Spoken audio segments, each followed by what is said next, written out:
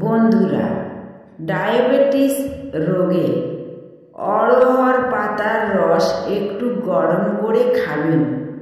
তাছাড়া এর সঙ্গে অড়হর গাছের মূল 8 থেকে 10 গ্রাম নিয়ে থেঁতো করে 2 কাপ জলে সিদ্ধ করে আধ কাপ অবশিষ্ট থাকতে নামিয়ে ছেঁকে খেলে বেশি উপকার হয়। আরও ডায়াবেটিস রোগ। বন্ধুরা, জাম গাছ মহা ঔষধি একটি গাছ।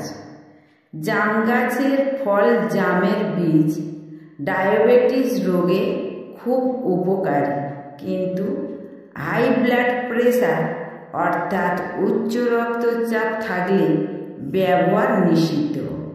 ভালো লাগলে সাবস্ক্রাইব, কমেন্ট, লাইক দিতে ভুলো না, যাতে আয়ুর্বেদিক চিকিৎসার জন্য নতুন নতুন গাছগাছড়ার ঔষধ আপনাদের কাছে পৌঁছায়।